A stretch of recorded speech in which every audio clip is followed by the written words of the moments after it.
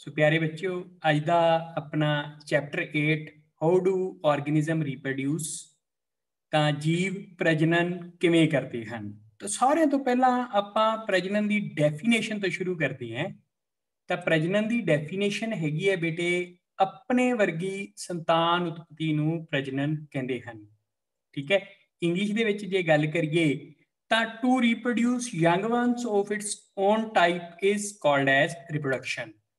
ਆਪਣੇ ਵਰਗੀ ਸੰਤਾਨ ਕਿਸ ਤਰ੍ਹਾਂ, ਤਾਂ ਜੇ ਆਪਾਂ ਗੱਲ ਕਰੀਏ ਵੀ ਆਪਣੇ ਵਰਗੀ ਸੰਤਾਨ ਕਿਸ ਤਰ੍ਹਾਂ, ਕੁਝ ਪਿਕਚਰਸ ਵੇਖਦੇ ਆ ਤਾਂ ਤੁਹਾਨੂੰ ਸਕਰੀਨ ਤੇ ਕੀ ਦਿਖਾਈ ਦੇ ਰਿਹਾ, ਕੈਟ ਹੈ ਤੇ ਨਾਲ ਉਹਦੇ ਛੋਟੇ ਛੋਟੇ ਬੱਚੇ ਹੈ। ਤਾਂ ਜੇ ਆਪਾਂ ਵੇਖੀਏ ਵੀ ਇਹ ਬੱਚੇ ਬਿਲਕੁਲ ਆਪਣੇ ਪੇਰੈਂਟਸ ਨੂੰ ਰਿਜ਼ੈਂਬਲ ਕਰਦੇ ਆ, ਉਹਨਾਂ ਦੇ ਨਾਲ ਮਿਲਦੇ ਜੁਲਦੇ ਹੈ। ਠੀਕ ਹੈ, ਤੁਸੀਂ ਵੇਖ ਰਹੇ ਹੋ ਜਿਹੜੇ ਫੀਚਰ ਕੈਟ ਦੇ ਹੈ ਉਹੀ ਉਹਦੇ ਯੰਗ ਵੰਸ ਦੇ ਹੈ।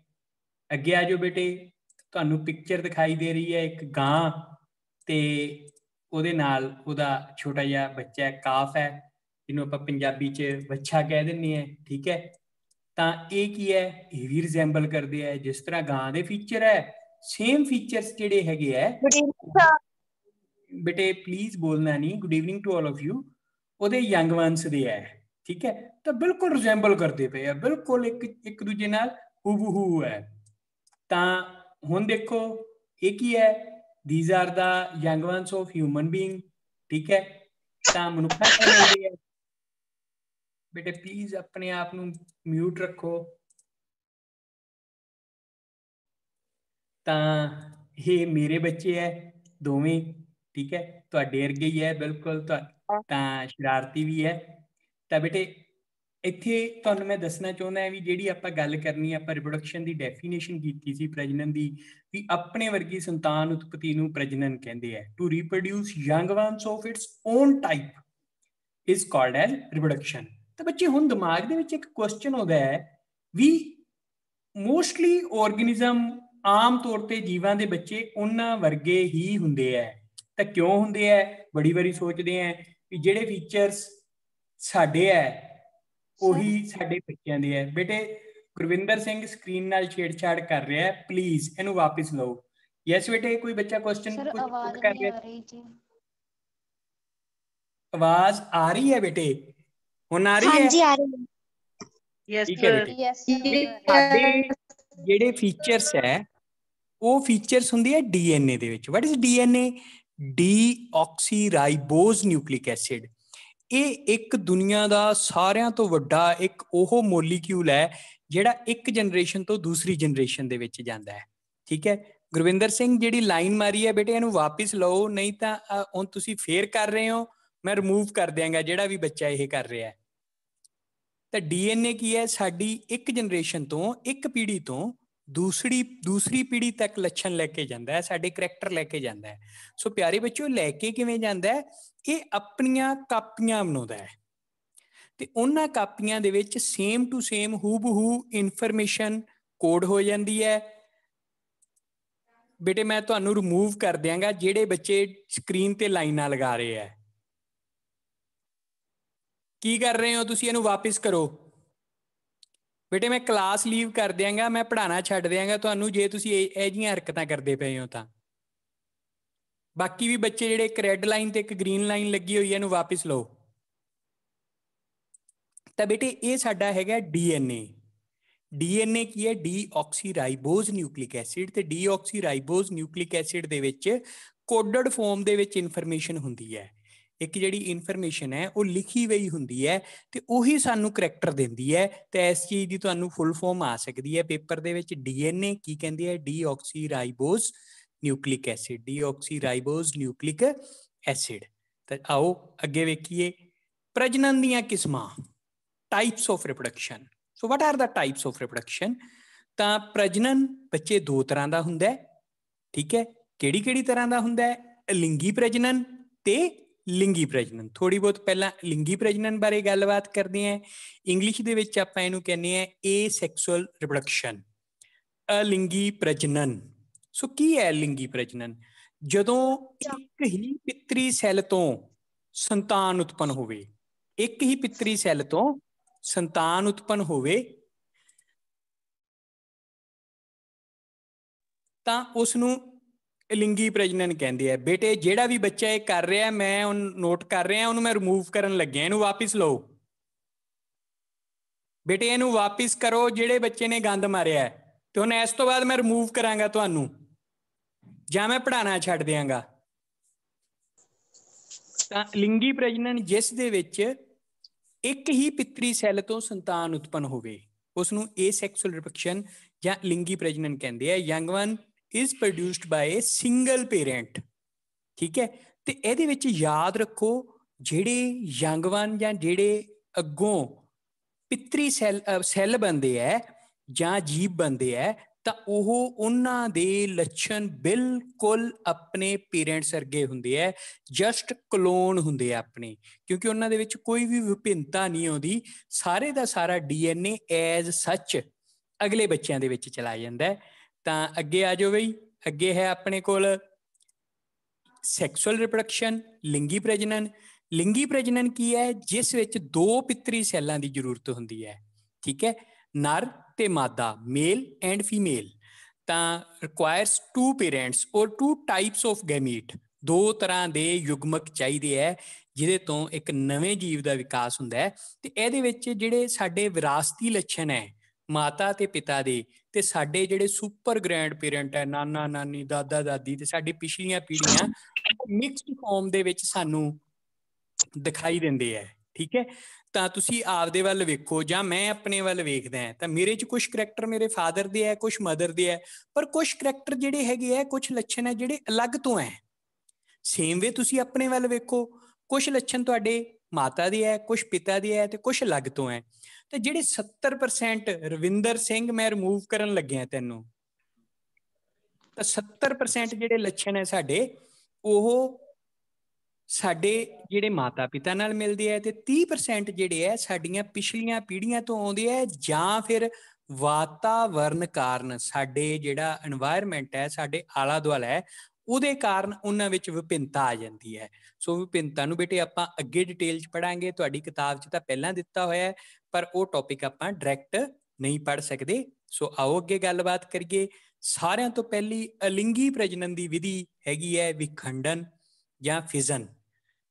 ਫਿਜ਼ਨ ਦਾ ਮਤਲਬ ਟੂ ਸਪਲਿਟ ਇਨਟੂ ਟੂ ਔਰ ਮੋਰ ਦੈਨ ਟੂ ਆਰਗੇਨਿਜ਼ਮਸ। ਵਿਖੰਡਨ ਤੋਂ ਭਾਵ ਇੱਕ, ਦੋ ਜਾਂ ਦੋ ਤੋਂ ਵੱਧ ਜੀਵਾਂ ਦੇ ਵਿੱਚ ਟੁੱਟਣਾ। ਇੱਕ ਜਿਹੜਾ ਪਿਤਰੀ ਸੈੱਲ ਹੈ ਉਹ ਦੋ ਜਾਂ ਦੋ ਤੋਂ ਵੱਧ ਸੈੱਲਾਂ ਦੇ ਵਿੱਚ ਟੁੱਟ ਜਾਂਦਾ ਹੈ, ਤੇ ਉਸ ਨੂੰ ਕੀ ਕਿਹਾ ਜਾਂਦਾ ਹੈ? ਵਿਖੰਡਨ ਕਿਹਾ ਜਾਂਦਾ ਹੈ। ਸੋ ਪਿਆਰੇ ਬੱਚਿਓ, ਇੱਥੇ ਇੱਕ ਨਾ ਕੁਐਸਚਨ ਤੁਹਾਡੀ ਬੁੱਕ ਦੇ ਵਿੱਚ ਵੀ ਦਿੱਤਾ ਹੋਇਆ ਹੈ, ਜਿਹਦੇ ਵਿੱਚ ਕਿਹਾ ਗਿਆ ਹੈ ਕਿ ਅਮੀਬਾ ਇਜ਼ ਇਮੋਰਟਲ। ਅਮੀਬਾ ਇੱਕ ਅਮਰ ਜੀਵ ਹੈ। ਤਾਂ ਹੁਣ ਤੁਸੀਂ ਸੋਚੋਗੇ ਵੀ ਸਾਰੇ ਅਮਰ ਕਿਉਂ ਹੈ, ਇਹ ਕਦੇ ਮਰਦਾ ਹੀ ਨਹੀਂ। ਕਿਉਂਕਿ ਜਦੋਂ ਇੱਕ ਪਿਤਰੀ ਸੈੱਲ ਟੁੱਟ ਕੇ ਦੋ ਯੰਗਵਨ ਬਣ ਗਏ, ਤਾਂ ਪਿਤਰੀ ਸੈੱਲ ਤਾਂ ਰਿਹਾ ਹੀ ਨਹੀਂ, ਉਹਦੇ ਤੋਂ ਦੋ ਜੀਵ ਬਣ ਗਏ, ਦੋ ਤੋਂ ਚਾਰ ਬਣ ਗਏ, ਚਾਰ ਤੋਂ 8 ਬਣ ਗਏ, ਜਾਂ ਜ਼ਿਆਦਾ ਗਿਣਤੀ ਵਿੱਚ ਬਣ ਗਏ। ਤਾਂ ਇਸ ਕਰਕੇ ਅਮੀਬਾ ਨੂੰ ਅਮਰ ਮੰਨਿਆ ਜਾਂਦਾ ਹੈ, ਅਮੀਬਾ ਇਜ਼ ਇਮੋਰਟਲ। ਤਾਂ ਪਿਆਰੇ ਬੱਚਿਓ, ਆਓ ਹੁਣ ਆਪਾਂ ਡਿਟੇਲ ਦੇ ਵਿੱਚ ਗੱਲਬਾਤ ਕਰੀਏ।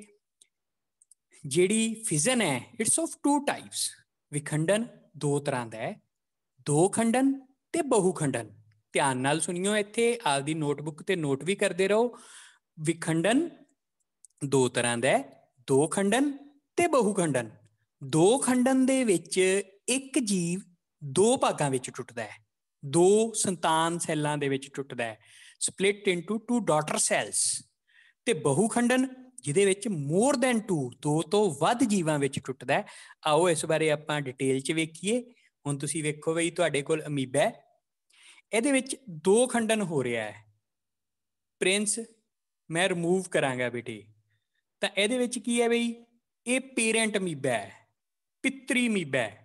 ਤਾਂ ਇਹ ਜਦੋਂ ਵਿਖੰਡਨ ਹੋਣਾ ਹੈ, ਇਹਦੇ 'ਚ ਦੋ ਖੰਡਨ ਹੋਣਾ ਹੈ, ਭਾਵ ਬਾਈਨਰੀ ਫਿਜ਼ਨ ਹੋਣੀ ਹੈ, ਤੇ ਲਗਭਗ ਗੋਲ ਹੋ ਜਾਊਗਾ। ਆਪਦੀਆਂ ਜਿਹੜੀ ਆਭਾਸੀ ਪੈਰ ਹੈ, ਸੀਡੋਪੋਡੀਆ, ਇਹਨਾਂ ਨੂੰ ਵਿਡਰਾਅ ਕਰ ਲੂਗਾ। ਗੋਲ ਹੋਣ ਤੋਂ ਬਾਅਦ ਇਹਦੇ ਵਿਚਾਲੇ ਇੱਕ ਦਬਾਅ ਪੈਦਾ ਹੋਊਗਾ, ਪਹਿਲਾਂ ਸਾਈਟੋਪਲਾਜ਼ਮ 'ਚ ਹੋਊਗਾ ਤੇ ਫਿਰ ਕੇਂਦਰਕ 'ਚ। ਇਹ ਦਬਾਅ ਮਿਲਣਾ ਸ਼ੁਰੂ ਹੋ ਜਾਊਗਾ, ਕੇਂਦਰਕ ਅੱਡ ਅੱਡ ਹੋ ਚੁੱਕੇ ਹੈ, ਤੇ ਇੱਥੋਂ ਦਬਾਅ ਮਿਲਿਆ ਤੇ ਇਹ ਦੋ ਸੰਤਾਨ ਸੈੱਲਾਂ ਦੇ ਵਿੱਚ ਟੁੱਟ ਗਿਆ, ਤੇ ਇਹਨੂੰ ਇਹ ਟੂ ਡਾਟਰ ਸੈਲਸ ਕਹਿੰਦੇ ਆ। ਤਾਂ ਇਹ ਦੋ ਸੰਤਾਨ ਟੁੱਟ ਗਿਆ, ਦੋ ਸੰਤਾਨ ਸੈੱਲਾਂ 'ਚ ਟੁੱਟ ਗਿਆ ਬੇਟੇ। ਇਹ ਇੱਕ ਤੋਂ ਦੋ ਬਣ ਗਏ ਬਾਈਨਰੀ ਫਿਜ਼ਨ ਦੇ ਵਿੱਚ, ਦੋ ਖੰਡਨ ਦੇ ਵਿੱਚ। ਸੋ ਪਿਆਰੇ ਬੱਚਿਓ, ਇੱਥੇ ਇੱਕ ਤੁਹਾਡੇ ਤੋਂ ਮੈਂ ਕੁਐਸਚਨ ਪੁੱਛਣਾ ਅੱਜ, ਸਾਰੇ ਬੱਚੇ ਨੋਟ ਕਰਨਗੇ ਤੇ ਇਹਦਾ ਮੈਨੂੰ ਆਨਸਰ ਦੇਣਗੇ।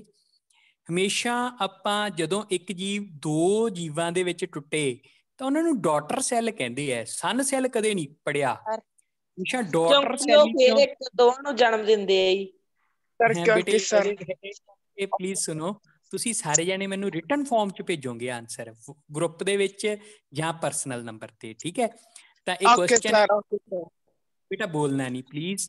ਤਾਂ ਇਹ ਦੋ ਡਾਟਰ ਸੈਲਸ ਹੈ, ਤਾਂ ਇਹ ਕੀ ਹੈ? ਦੋ ਖੰਡਨ ਹੈ। ਇਹਦੀ ਇੱਕ ਆਪਾਂ ਛੋਟੀ ਜਿਹੀ ਐਨੀਮੇਸ਼ਨ ਵੇਖਦੇ ਹਾਂ ਹੁਣ, ਦੇਖੋ ਧਿਆਨ ਨਾਲ। ਆ ਇੱਕ ਅਮੀਬਾ ਹੈ, ਲਗਭਗ ਗੋਲ ਹੋ ਗਿਆ ਬੇਟੇ। ਮੈਂ ਰਿਮੂਵ ਕਰਨ ਜਾ ਰਿਹਾ ਤੁਹਾਨੂੰ।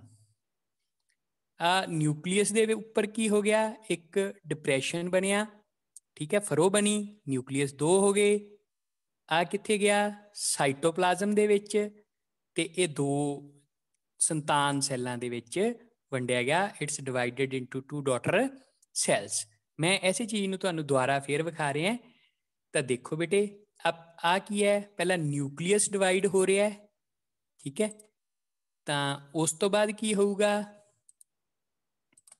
ਪਹਿਲਾਂ ਕੀ ਹੈ? ਨਿਊਕਲੀਅਸ ਡਿਵਾਈਡ ਹੋ ਰਿਹਾ ਹੈ। ਨਿਊਕਲੀਅਸ ਡਿਵੀਜ਼ਨ ਹੋਣ ਤੋਂ ਬਾਅਦ ਸਾਈਟੋਪਲਾਜ਼ਮ ਡਿਵਾਈਡ ਹੋ ਰਿਹਾ ਹੈ। ਕੇਂਦਰਕ ਦੇ ਵਿਭਾਜਨ ਤੋਂ ਬਾਅਦ ਸਾਈਟੋਪਲਾਜ਼ਮ ਜੀਵ ਦਰਵ ਵਿਭਾਜਿਤ ਹੋ ਗਿਆ ਤੇ ਦੋ ਸੰਤਾਨ ਸੈੱਲ ਬਣ ਗਏ। ਇੰਗਲਿਸ਼ ਮੀਡੀਅਮ ਵਾਲੇ ਬੱਚੇ ਦੋ ਟਰਮਸ ਨੋਟ ਕਰ ਲਓ। ਡਿਵੀਜ਼ਨ ਆਫ ਨਿਊਕਲੀਅਸ, ਇਹਨੂੰ ਆਪਾਂ ਕੈਰੀਓਕਾਈਨੇਸਿਸ ਬੋਲਦੇ ਆਂ। ਡਿਵੀਜ਼ਨ ਆਫ ਸਾਈਟੋਪਲਾਜ਼ਮ, ਇਹਨੂੰ ਸਾਈਟੋਕਾਈਨੇਸਿਸ ਬੋਲਦੇ ਆਂ। ਜੇ ਤੁਹਾਨੂੰ ਨਹੀਂ ਨੋਟ ਹੋ ਰਿਹਾ ਜਲਦੀ ਤਾਂ ਤੁਸੀਂ ਇੰਗਲਿਸ਼ ਮੀਡੀਅਮ ਵਾਲੇ ਬੱਚੇ ਮੈਨੂੰ WhatsApp ਮੈਸੇਜ ਕਰਨਗੇ ਤੇ ਮੈਂ ਦੋਵੇਂ ਟਰਮਸ ਲਿਖ ਕੇ ਉਹਨਾਂ ਨੂੰ ਭੇਜ ਦਿਆਂਗਾ, ਠੀਕ ਹੈ ਬੇਟੇ? ਤਾਂ ਇਹ ਕੀ ਆ ਆਪਣੇ ਕੋਲ? ਦੋ ਖੰਡਨ, ਜਿਹਨੂੰ ਆਪਾਂ ਇੰਗਲਿਸ਼ 'ਚ ਬਾਈਨਰੀ ਫਿਜ਼ਨ ਕਹਿੰਦੇ ਆ, ਤੇ ਇਸ ਚੀਜ਼ ਨੂੰ ਆਪਾਂ ਨੋਟ ਕੀਤਾ ਹੈ। ਤਾਂ ਅੱਗੇ ਆ ਜਾਓ ਬੇਟੇ। ਅੱਗੇ ਆ ਗਿਆ ਮਲਟੀਪਲ ਫਿਜ਼ਨ। ਹੈਲੋ ਬੇਟੇ, ਆਪਾਂ ਕਲਾਸ ਤੋਂ ਬਾਅਦ ਗੱਲ ਕਰਦੇ ਆਂ ਪਲੀਜ਼। ਤਾਂ ਇਹ ਹੈ ਮਲਟੀਪਲ ਫਿਜ਼ਨ, ਠੀਕ ਹੈ। This is the multiple fission. ਬਹੁ ਖੰਡਨ, ਹੁਣ ਬੱਚੇ ਧਿਆਨ ਨਾਲ ਸੁਣਿਆ ਜੀ, ਬਹੁ ਖੰਡਨ ਕੀ ਹੈ? ਰਵਿੰਦਰ ਸਿੰਘ, ਮੈਂ ਤੈਨੂੰ ਰਿਮੂਵ ਕਰ ਦੇਣਾ ਬੇਟੇ, ਇਹਨੂੰ ਵਾਪਿਸ ਲੈ ਲਾ। ਤਾਂ ਆ ਕੀ ਹੈ ਬੇਟੇ? ਇੱਕ ਤੁਹਾਡੇ ਕੋਲ ਸੈੱਲ ਹੈ, ਤਾਂ ਇੱਕ ਮਿੰਟ, ਜਸਟ ਏ ਸੈਕਿੰਡ ਬੇਟੇ।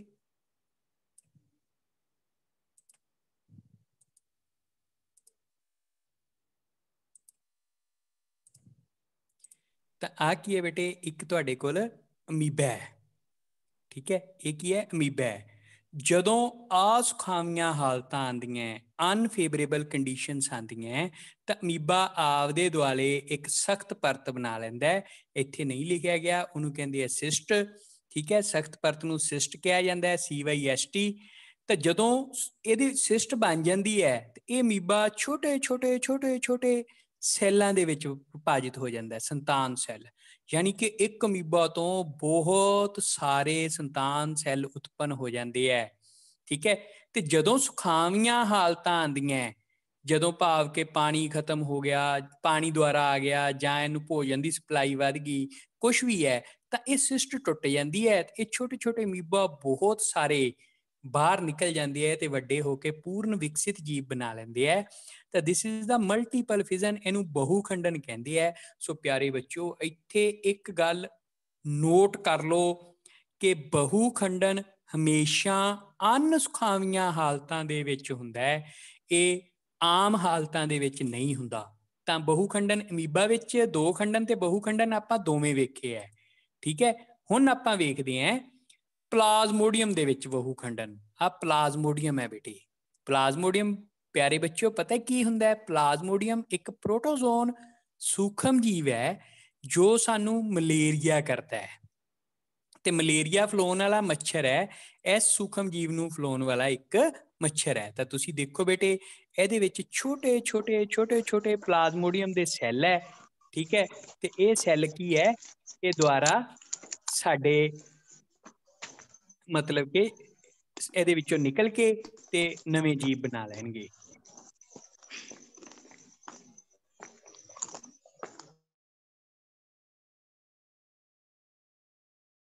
ਤਾਂ ਦਿਸ ਇਜ਼ ਦਾ ਪਲਾਜ਼ਮੋਡੀਅਮ। ਠੀਕ ਹੈ, ਆਓ ਇੱਕ ਵੇਖੀਏ। ਤਾਂ ਤੁਹਾਨੂੰ ਮੈਂ ਦੱਸਿਆ ਸੀ ਕਿ ਮਲੇਰੀਆ ਫੈਲਾਉਣ ਵਾਲੀ ਮਾਦਾ ਮੱਛਰ ਹੁੰਦੀ ਹੈ। ਮਲੇਰੀਆ ਫੈਲਾਉਣ ਵਾਲੀ ਮਾਦਾ ਮੱਛਰ ਆ, ਤੁਸੀਂ ਦੇਖ ਰਹੇ ਹੋ ਇੱਕ ਫੀਮੇਲ ਐਨੋਫਿਲੀਜ਼ ਮੋਸਕੀਟੋ ਹੈ।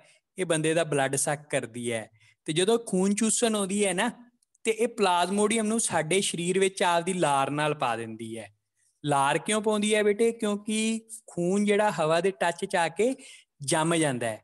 ਖੂਨ ਨਾ ਜੰਮੇ ਪਹਿਲਾਂ ਇਹ ਸਾਡੇ ਖੂਨ ਦੇ ਵਿੱਚ ਆਪਦੀ ਲਾਰ ਪਾਉਂਦੀ ਹੈ, ਤੇ ਫਿਰ ਖੂਨ ਨੂੰ ਚੂਸਣਾ ਸ਼ੁਰੂ ਕਰ ਦਿੰਦੀ ਹੈ ਥਰੂ ਪ੍ਰੋਬੋਸਿਸ। ਇਹਨੂੰ ਪ੍ਰੋਬੋਸਿਸ ਬੋਲਦੇ ਹੈ। This is the proboscis. ਸੂਈ ਜਿਹੜੀ ਹੁੰਦੀ ਹੈ ਉਹਨੂੰ ਪ੍ਰੋਬੋਸਿਸ ਬੋਲਦੇ ਹੈ। ਤਾਂ ਪਿਆਰੇ ਬੱਚਿਓ, ਇੱਥੇ ਇੱਕ ਕੁਐਸਚਨ ਹੋਰ ਹੈ ਤੁਹਾਡੇ ਲਈ। ਕਿਸੇ ਨੇ ਇੱਥੇ ਨਹੀਂ ਆਨਸਰ ਦੇਣਾ, ਤੁਸੀਂ ਮੈਨੂੰ ਗਰੁੱਪ 'ਚ ਦਿਓਗੇ ਕਿ ਹਮੇਸ਼ਾ ਖੂਨ ਚੂਸਣ ਵਾਸਤੇ ਮਾਦਾ ਮੱਛਰ ਹੀ ਹੁੰਦੀ ਹੈ, ਚਾਹੇ ਕਿਊਲਿਕਸ ਹੈ, ਚਾਹੇ ਏਡਿਸ ਇਜਿਪਟੀ ਹੈ, ਚਾਹੇ ਐਨੋਫਿਲੀਜ਼ ਹੈ, ਤਾਂ ਹਮੇਸ਼ਾ ਮਾਦਾ ਮੱਛਰ ਹੀ ਖੂਨ ਚੂਸਦੀ ਹੈ। ਤਾਂ ਮਾਦਾ ਮੱਛਰ ਕਿਉਂ ਖੂਨ ਚੂਸਦੀ ਹੈ? ਤਾਂ ਇਹਦਾ ਤੁਸੀਂ ਸਿਰਫ ਮਾਦਾ ਮੱਛਰ ਹੀ ਕਿਉਂ ਚੂਸਦੀ ਹੈ, ਇਹਦਾ ਤੁਸੀਂ ਆਨਸਰ ਦੇਣਾ ਹੈ। ਤਾਂ ਆਓ ਇੱਕ ਵੀਡੀਓ ਵੇਖੀਏ। ਤਾਂ ਦੇਖੋ, ਇੱਕ ਫੀਮੇਲ ਮੋਸਕੀਟੋ ਖੂਨ ਚੂਸ ਰਹੀ ਹੈ। ਕਿਸ ਤਰ੍ਹਾਂ ਚੂਸਦੀ ਹੈ, ਕਿੰਨਾ ਜ਼ਿਆਦਾ ਆਪਦਾ ਪੇਟ ਭਰ ਲੈਂਦੀ ਹੈ ਖੂਨ ਨਾਲ।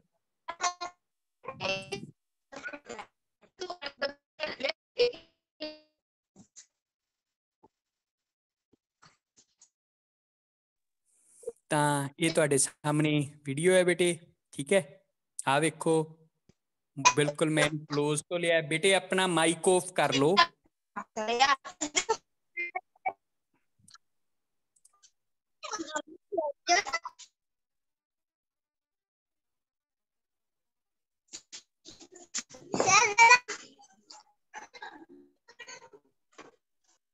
ਬੇਟੇ ਜਿਹੜਾ ਬੱਚਾ ਬੋਲ ਰਿਹਾ ਮੈਂ ਰਿਮੂਵ ਕਰਨ ਜਾ ਰਿਹਾ ਤੁਹਾਨੂੰ, ਆਵਾਜ਼ ਨਹੀਂ ਕਰਨੀ। ਸੋ ਬੇਟੇ ਅੱਗੇ ਆ ਜਾਓ। ਅਗਲਾ ਟੌਪਿਕ ਹੈ ਆਪਣਾ ਫਰੈਗਮੈਂਟੇਸ਼ਨ। ਤੈਨੂੰ ਪੰਜਾਬੀ 'ਚ ਕੀ ਕਹਿੰਦੇ ਆ ਫਰੈਗਮੈਂਟੇਸ਼ਨ ਨੂੰ? ਫਰੈਗਮੈਂਟੇਸ਼ਨ ਨੂੰ ਪੰਜਾਬੀ ਦੇ ਵਿੱਚ ਕਿਹਾ ਜਾਂਦਾ ਹੈ ਖੰਡ ਕਰਨ। ਤਾਂ ਪਿਆਰੇ ਬੱਚਿਓ, ਇੱਥੇ ਇੱਕ ਆਊਗਾ ਰੀਜਨਰੇਸ਼ਨ, ਪੁਨਰ ਸਿਰਜਨ। ਤਾਂ ਬਹੁਤ ਸਾਰੇ ਬੱਚਿਆਂ ਨੂੰ ਨਾ ਇਹਦੇ ਵਿੱਚ ਕਨਫਿਊਜ਼ਨ ਹੁੰਦੀ ਹੈ ਵੀ ਫਰੈਗਮੈਂਟੇਸ਼ਨ ਜਾਂ ਰੀਜਨਰੇਸ਼ਨ 'ਚ ਕੀ ਅੰਤਰ ਹੈ, ਜਾਂ ਖੰਡ ਕਰਨ ਤੇ ਪੁਨਰ ਸਿਰਜਨ ਪੰਜਾਬੀ ਦੇ ਵਿੱਚ ਕੀ ਅੰਤਰ ਹੈ। ਸੋ ਸਾਰਿਆਂ ਤੋਂ ਪਹਿਲਾਂ ਖੰਡ ਕਰਨ ਵੇਖਦੇ ਹਾਂ। ਇੱਕ ਸੈੱਲਾਂ ਦਾ ਸਮੂਹ ਹੈ, ਫਿਲਾਮੈਂਟ ਬਣਿਆ ਹੋਇਆ ਹੈ, ਇੱਕ ਤੰਦ ਬਣੀ ਹੋਈ ਹੈ ਸੈੱਲਾਂ ਦੀ। ਠੀਕ ਹੈ, ਤਾਂ ਇਹ ਹੈਗਾ ਬੇਟੇ ਇੱਕ ਸਪਾਇਰੋਗਾਇਰਾ। ਇਹ ਆਪਣੇ ਛੱਪੜ ਜਾਂ ਖਾਲ ਦੇ ਵਿੱਚ ਆਮ ਤੌਰ ਤੇ ਦੇਖਿਆ ਜਾਂਦਾ ਹੈ, ਸਪਾਇਰੋਗਾਇਰਾ। ਠੀਕ ਹੈ, ਇਹ ਇੱਕ ਸੈੱਲ ਪੂਰਨ ਜੀਵ ਹੈ। ਇੱਕ ਸੈੱਲ ਪੂਰਨ ਜੀਵ ਹੈ। ਬਹੁਤ ਸਾਰੇ ਸੈੱਲ ਜੁੜ ਕੇ ਇੱਕ ਫਿਲਾਮੈਂਟ ਬਣਾਉਂਦੇ ਹੈ, ਤੇ ਇਹਦੇ ਜਿੰਨੇ ਵੀ ਟੁੱਟੇ ਹੋਏ ਜਾਣਗੇ ਉਨੇ ਫਿਲਾਮੈਂਟ ਬਣੀ ਜਾਣਗੇ। ਤੇ ਇੱਥੇ ਧਿਆਨ ਰੱਖੋ, ਜੇ ਇੱਕ ਸੈੱਲ ਕੱਟਤਾ ਆਪਾਂ ਤਾਂ ਫਿਰ ਉਹਦੇ ਤੋਂ ਪੂਰਨ ਜੀਵ ਨਹੀਂ ਬਣੂਗਾ। ਜੇ ਇੱਕ ਸੈੱਲ ਹੀ ਮਰ ਜਾਂਦਾ ਤਾਂ ਪੂਰਨ ਜੀਵ ਨਹੀਂ ਬਣੂਗਾ। ਫਰੈਗਮੈਂਟੇਸ਼ਨ ਤੇ ਰੀਜਨਰੇਸ਼ਨ ਭਾਵ ਖੰਡ ਕਰਨ ਤੇ ਪੁਨਰ ਸਿਰਜਨ 'ਚ ਇਹੀ ਫਰਕ ਹੈ। ਅੱਗੇ ਆਪਾਂ ਪੁਨਰ ਸਿਰਜਨ ਪੜਾਂਗੇ ਤੇ ਸਪਾਇਰੋਗਾਇਰਾ ਟੁੱਟ ਕੇ ਬਹੁਤ ਸਾਰੇ ਫਿਲਾਮੈਂਟ ਬਣਾ ਦਿੰਦਾ ਹੈ। ਇਹਨੂੰ ਖੰਡ ਕਰਨ ਜਾਂ ਪੁਨਰ ਸਿਰਜਨ ਕਿਹਾ ਜਾਂਦਾ ਹੈ। ਸੋ ਇਸ ਤੋਂ ਪਹਿਲਾਂ ਆਪਾਂ ਉਸ ਤੋਂ ਬਾਅਦ ਅਗਲੀ ਵੀਡੀਓ ਵੇਖਦੇ ਹਾਂ, ਜਿਹਦੇ ਵਿੱਚ ਆਪਣੇ ਕੋਲ ਹੈ ਬੇਟੇ ਰੀਜਨਰੇਸ਼ਨ। ਤਾਂ ਤੁਹਾਨੂੰ ਪੈਲਾਨੇਰੀਆ ਦਿਖਾਇਆ ਗਿਆ ਹੈ, ਤੁਸੀਂ ਦੇਖਿਆ ਜੇ। ਹੁਣ ਵੀਡੀਓ ਨੂੰ ਪਹਿਲਾਂ ਧਿਆਨ ਨਾਲ ਵੇਖਣਾ ਹੈ, ਫਿਰ ਆਪਾਂ ਪੜਾਂਗੇ। ਤਾਂ ਇਸ ਵੀਡੀਓ ਨੂੰ ਦੇਖੋ। ਇਹ ਪੈਲਾਨੇਰੀਆ, ਇਹਨੂੰ ਚਾਕੂ ਨਾਲ 2 ਹਿੱਸੇ ਕਰ ਦਿੱਤੇ ਗਏ। ਠੀਕ ਹੈ, ਇਹ ਚਾਕੂ ਨਾਲ ਇਹਦੇ 2 ਹਿੱਸੇ ਕਰ ਦਿੱਤੇ ਗਏ ਹੈ। ਆਹ ਹੈਡ ਹੈ ਤੇ ਆਹ ਟੇਲ ਹੈ, ਆਹ ਸਿਰ ਹੈ ਤੇ ਆਹ ਪੂੰਛ ਹੈ। ਤਾਂ ਹੁਣ ਤੁਸੀਂ ਦੇਖਣਾ ਹੌਲੀ ਹੌਲੀ ਕਿਸ ਤਰ੍ਹਾਂ ਇਹਦੇ ਵਿੱਚ ਕੀ ਹੁੰਦਾ ਹੈ। ਆਹ ਵੇਖੋ, ਜਿਹੜਾ ਟੇਲ ਸੀ ਉਹਦੇ ਅੱਗੇ ਹੈਡ ਬਣਨਾ ਸ਼ੁਰੂ ਹੋ ਗਿਆ, ਤੇ ਜਿਹੜਾ ਆ ਹੈਡ ਬਣ ਗਿਆ ਬੇਟੇ। ਆਹ ਵੇਖੋ, ਮੈਂ ਥੋੜੀ ਵੀਡੀਓ ਫਾਸਟ ਕਰਕੇ ਤੁਹਾਨੂੰ ਦਿਖਾ ਰਿਹਾ। ਟੇਲ ਦੇ ਵਿੱਚ ਹੈਡ ਬਣ ਗਿਆ। ਇਹ ਅਸਲੀਅਤ ਦੇ ਵਿੱਚ ਤੁਸੀਂ ਪੈਲਾਨੇਰੀਆ ਵੇਖ ਰਹੇ ਹੋ, ਜਿਹੜਾ ਬੁੱਕ ਦੇ ਵਿੱਚ ਫੋਟੋ ਦਿੱਤੀ ਹੋਈ ਹੈ। ਤੇ ਤੁਸੀਂ ਇਹਨੂੰ ਅਸਲੀਅਤ ਦੇ ਵਿੱਚ ਆ ਵੇਖੋ, ਪੂਰਾ ਹੈਡ ਬਣ ਗਿਆ। ਤੇ ਆ ਜਿਹੜਾ ਹੈਡ ਵਾਲਾ ਪੋਰਸ਼ਨ ਸੀ, ਇਹਦੀ ਟੇਲ ਬਣਨੀ ਸ਼ੁਰੂ ਹੋ ਜੂਗੀ। ਇਹਦੀ ਕੀ ਹੈ, ਟੇਲ ਬਣਨੀ ਸ਼ੁਰੂ ਹੋ ਗਈ ਹੈ। This is the planaria. ਠੀਕ ਹੈ, ਆ ਵੇਖੋ ਟੇਲ ਬਣ ਗਈ ਇਹਦੀ। ਤਾਂ ਦਿਸ ਇਜ਼ ਦਾ ਪੈਲਾਨੇਰੀਆ। ਤਾਂ ਇਹਦੇ ਵਿੱਚ ਪੁਨਰ ਸਿਰਜਨ ਹੋ ਰਿਹਾ। ਆਪਾਂ ਇੱਕ ਜੀਵ ਨੂੰ ਕੱਟਤਾ, ਤੇ ਜੀਵ ਦੇ ਕੱਟਣ ਤੋਂ ਬਾਅਦ ਉਹਨੇ ਆਪਦੇ ਵੱਖ-ਵੱਖ ਭਾਗ ਬਣਾ ਲਏ। ਇਸ ਨੂੰ ਕੀ ਕਿਹਾ ਜਾਂਦਾ ਹੈ, ਪੁਨਰ ਸਿਰਜਨ। ਆ ਵੇਖੋ 2 ਜੀਵ ਬਣ ਗਏ ਹੁਣ ਤੁਹਾਡੇ ਸਾਹਮਣੇ। ਇੱਕ ਜੀਵ ਨੂੰ ਕੱਟਣ ਤੇ ਦੋ ਜੀਵ ਬਣ ਗਏ। ਤੁਸੀਂ ਇਹਨੂੰ ਜਿੰਨੇ ਭਾਗ ਕਰ ਦਿਓਗੇ ਉਨੇ ਹੀ ਜੀਵ ਬਣ ਜਾਣਗੇ। ਇਸ ਤੋਂ ਬਾਅਦ ਅਗਲਾ ਪ੍ਰਜਨਨ ਦੀ ਕਿਸਮ ਹੈ ਬੇਟੇ ਲਿੰਗੀ ਪ੍ਰਜਨਨ ਦੀ ਬਡਿੰਗ। ਠੀਕ ਹੈ, ਬਡਿੰਗ। ਇਹਨੂੰ ਧਿਆਨ ਨਾਲ ਦੇਖੋ। ਇਸ ਪਿਕਚਰ ਦੇ ਵਿੱਚ ਇੱਕ ਤੁਹਾਨੂੰ ਹਾਈਡਰਾ ਵਿਖਾਇਆ ਗਿਆ ਹੈ। This is hydra. ਹਾਈਡਰਾ ਦੇ ਸਰੀਰ ਤੇ ਇੱਕ ਉਭਾਰ ਨਿਕਲਦਾ ਹੈ। ਉਭਾਰ ਨਿਕਲਣਾ ਸ਼ੁਰੂ ਹੋ ਜਾਂਦਾ ਹੈ। ਇਹਨੂੰ ਕਹਿੰਦੇ ਆ ਬੱਡ। ਇਹ ਬੱਡ ਵੱਧਦੀ ਹੈ ਤੇ ਇਹਦੇ ਮੂੰਹ ਦੇ ਉੱਪਰ ਟੈਂਟੇਕਲਸ ਬਣਨੇ ਸ਼ੁਰੂ ਹੋ ਜਾਂਦੇ ਆ। ਟੈਂਟੇਕਲਸ, ਇਹਨਾਂ ਨੂੰ ਟੈਂਟੇਕਲਸ ਕਿਹਾ ਜਾਂਦਾ ਪੁੱਤ। ਤੇ ਹੁਣ ਆਪਣੇ ਪਿੱਤਰ ਵਾਂਗੂ ਆਪਣੇ ਜਿਹੜਾ ਪੇਰੈਂਟਸ ਹੈ ਉਹਦੇ ਵਰਗਾ ਲੱਗਣਾ ਸ਼ੁਰੂ ਹੋ ਗਿਆ। ਇਹ ਗਰੋ ਕਰਦਾ ਹੈ। ਗਰੋ ਕਰਨ ਤੋਂ ਬਾਅਦ ਤੁਸੀਂ ਇਸ 5 ਨੰਬਰ ਪਿਕਚਰ 'ਚ ਵੇਖ ਰਹੇ ਹੋ, ਇਹ ਟੁੱਟ ਕੇ ਇੱਕ ਨਵਾਂ ਜੀਵ ਬਣ ਜਾਂਦਾ ਹੈ ਤੇ ਇਹਨਾਂ ਤੋਂ ਫੇਰ ਇੱਕ ਵਾਰ ਫੇਰ ਬਡਿੰਗ ਦੀ ਪ੍ਰਕਿਰਿਆ ਹੋਣੀ ਸ਼ੁਰੂ ਹੋ ਜਾਂਦੀ ਹੈ। ਤਾਂ ਇਹ ਜਿਹੜੀ ਬਡਿੰਗ ਦੀ ਪ੍ਰਕਿਰਿਆ ਇਹ ਬਹੁਸੈਲੀ ਜੀਵ ਹੈ। ਇੱਕ ਸੈਲੀ ਜੀਵ ਯੀਸਟ, ਜਿਹਨੂੰ ਖਮੀਰ ਕਹਿ ਦਿੰਦੇ ਆ, ਉਹਦੇ ਵਿੱਚ ਵੀ ਹੁੰਦੀ ਹੈ। ਆਓ ਇਹਦੀ ਇੱਕ ਛੋਟੀ ਜਿਹੀ ਐਨੀਮੇਸ਼ਨ ਦੇਖੀਏ। ਦਿਸ ਇਜ਼ ਦਾ ਹਾਈਡਰਾ। ਇਹਦੇ ਟੈਂਟੇਕਲਸ ਹੈ। ਇਹਦਾ ਮਾਊਥ ਇਹਨਾਂ ਟੈਂਟੇਕਲਸ ਦੇ ਵਿਚਾਲੇ ਹੁੰਦਾ ਹੈ। ਤਾਂ ਇਹ ਇੱਕ ਪੂਰਨ ਵਿਕਸਿਤ ਜੀਵ ਹੈ। ਤੁਸੀਂ ਇਹਦਾ ਮਾਊਥ ਲਾਈਕ ਓਪਨਿੰਗ ਵੇਖ ਰਹੇ ਹੋ। It's not a true mouth. ਅਸਲ ਮਾਊਥ ਮੂੰਹ ਨਹੀਂ ਹੈ। ਤਾਂ ਵੇਖੋ ਇਹਦੇ ਉੱਪਰ ਇੱਕ ਬੱਡ ਬਣਨੀ ਸ਼ੁਰੂ ਹੋ ਗਈ ਬੇਟੇ। ਉਭਾਰ ਬਣਨਾ ਸ਼ੁਰੂ ਹੋ ਗਿਆ। ਇਹ ਗਰੋ ਕੀਤਾ। ਠੀਕ ਹੈ, ਇੱਥੋਂ ਬੱਡ ਬਣਨੀ ਸ਼ੁਰੂ ਹੋਈ ਹੈ। ਆਹ ਦੇਖੋ, ਇਹ ਵਧਿਆ, ਇਹਦੇ ਵਿੱਚ ਵਾਧਾ ਹੋਇਆ। ਵਾਧਾ ਹੋਣ ਤੋਂ ਬਾਅਦ ਇਹਦੇ ਕੀ ਹੈ, ਓਪਨਿੰਗ ਕ੍ਰੀਏਟ ਹੋ ਗਈ। ਤੇ ਇਸ ਤੋਂ ਬਾਅਦ ਤੁਸੀਂ ਵੇਖਿਆ ਜੇ ਟੈਂਟੇਕਲਸ ਨਿਕਲਣੇ ਸ਼ੁਰੂ ਹੋ ਗਏ। ਟੈਂਟੇਕਲਸ ਨਿਕਲਣ ਤੋਂ ਬਾਅਦ ਇਹ ਆਪਦੇ ਪਿਤਰੀ ਸਰੀਰ ਤੋਂ ਟੁੱਟ ਜਾਊਗਾ। ਹੁਣ ਟੁੱਟੂਗਾ, ਇਹ ਟੁੱਟ ਗਿਆ ਤੇ ਜਿੱਥੇ ਸਬਸਟੇਟਮ ਤੇ ਲੱਗ ਗਿਆ ਉੱਥੇ ਨਵਾਂ ਜੀਵ ਬਣਨਾ ਸ਼ੁਰੂ ਹੋ ਜਾਣਾ। So this is the budding. This is the budding. ਤਾਂ ਅੱਗੇ ਆ ਜਾਓ ਬੇਟੇ। ਆਪਣੇ ਚਲੋ ਇੱਥੇ ਹੀ ਆਪਣਾ ਜੋ ਚੈਪਟਰ ਹੈ ਉਹ ਸਮਾਪਤ ਹੁੰਦਾ ਪੁੱਤਰੋ। ਤੇ ਆਪਾਂ ਕੱਲ ਨੂੰ ਇਸ ਤੋਂ ਅੱਗੇ ਚੈਪਟਰ ਸ਼ੁਰੂ ਕਰਾਂਗੇ।